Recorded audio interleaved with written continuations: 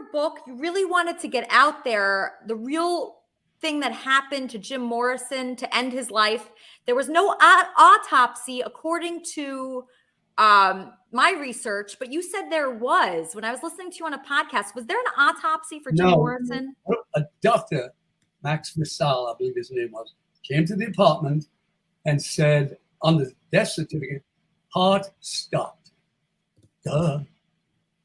Didn't say anything why. It just said heart stopped. There was no autopsy. The morgues were closed on the weekend in France, so it was on Friday night. And so he lay in a bathtub for 3 days. On the third day, he rose again. We're packed with a dry ice. There's the story. They land in Paris.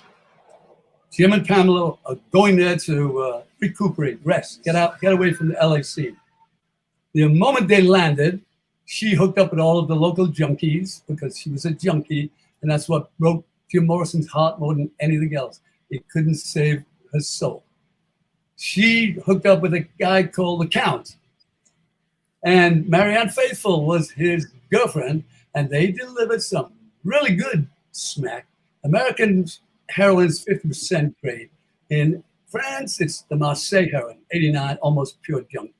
And when you snort it mostly, but a lot of people mainline it, and Morrison didn't mainline. He hated needles from a child, but he did listen to her. Eve tempted Adam and said, listen, you never had better sex than this in your life when you take a little hit of this. And Morrison has been drinking for many years, and he wasn't up to it, so to speak, if you know what I mean.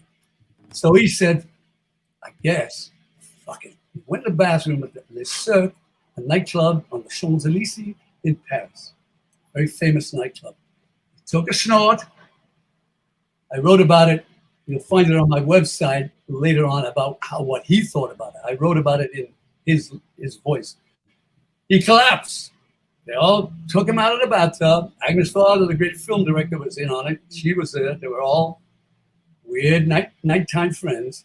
And so they took him back. Oh, there's Jim Morrison drunk again, which was the case. He was always seen all over Paris. The guy kept collapsing. Took him home, put him in the bathtub, which is what you do when you're going to revive someone who's overdosed. And she concocted this story. Jim and I came home from the Circus nightclub. He was drunk. We went to bed. He woke up in the middle of the night feeling not so good. He said he was going to take a bath.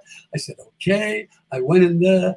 He was getting in the bath. I went back to bed and slept. 3 or 4 hours later, I woke up and I went in there. He was lifeless and cold. Oh, God. What happened to my Jim? Bullshit. Total bullshit lie. And you know how I know why? Because Max Visal, the doctor, had the mortician take pictures of the body in the tub. And yes, he was in the bathtub. And yes, he was bloated and cold. But no, he didn't get in on his own because his head was resting on the fucking big faucets. Have you ever taken a bath with your head on the faucet? Huh? No, I haven't. It doesn't seem likely. So I called her and I said, I know what you did. Remember that thing? I know who you are. I saw what you did, that movie. I know what you did. And not only that, you ran away from Paris. You buried Jim in a Paris cemetery without telling us he was dead, without telling the authorities that he was famous. You just said he was your boyfriend. And then you come back here, and now you've got all the lawyers trying to say you're his common law wife status, and you live with him for 7 years. And that's bullshit, too. We know you only live with him for 7 years. In the end, she got the fucking judge to agree that she did live with him for 7 years because all of her friends brought affidavits. And, oh, yes, I remember when Jim was living here. I was with Pam. And then the last part was Colorado, when a judge in Colorado said, okay, look, if the relatives of this estate, Jim Morrison's family, are not coming forward, you're the only one coming forward. And I guess even if you did stay in a bed and breakfast for one night, we're going to say it was 6 months, and we're going to give you the estate. She got it all. And then next morning, the same night, she was celebrating on heroin. And the next morning, they found her in the kitchen with her legs up like a dead fucking cockroach. And she got all of it, but you try and spend that in the tomb, bitch. And that's that. Wow. You know that it would be untrue. You know that I would be a liar if I was to say to you, girl, we couldn't get much higher. Come on, baby, light my fire. Come on, baby, light my fire. Try to set the night on fire.